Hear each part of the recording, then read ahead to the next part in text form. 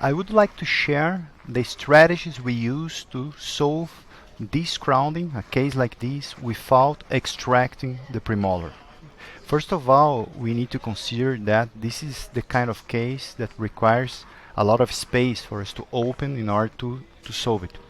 And another factor that was important for us to consider when planning this case is that this premolar is in a cross-bite relationship.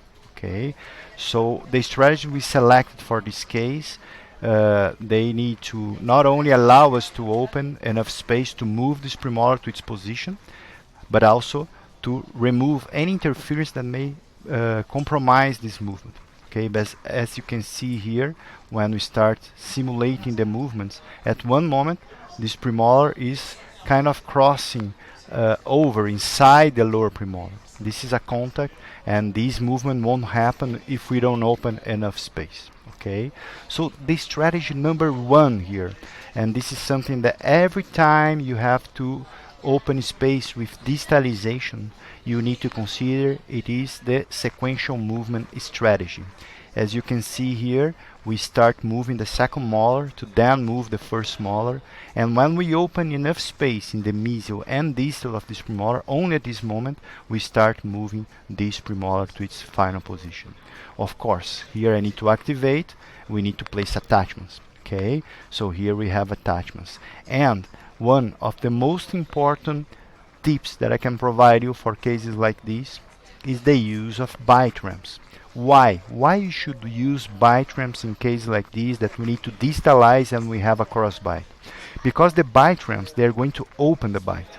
They're going to increase the vertical dimension here, and they're going to remove this contact that is going to happen if we don't use it. Okay, this way, by opening the bite, we create enough occlusal space distance for the premolar to come to its final position. So I learned this by making a lot of mistakes over the years, and a lot of times that I didn't use the bite ramps, I realized that at one moment when the premolar was about to cross the line and to correct the cross bite, the interference of the contact prevent the movement to happen and we lose predictability. So the bite ramps, they are very good in this case to open the vertical, to remove occlusal contact interference, and to allow not only the distalization but also to the premolar to move to its final position. Okay, and this is the outcome. Okay, initial position, as you can see here, this is the initial STL file, and overlapping here the final position after not only one set, in this case took us 2 sets of aligners to get to this position. So here you can see the difference that we could achieve after 2 sets of aligners, okay, the expansion, and how the occlusion now is much closer to the ideal. You still need some fine tuning, okay, we need to improve a little bit, but pretty much almost done, right? So here we have the final outcome so far compared to the initial position. Okay.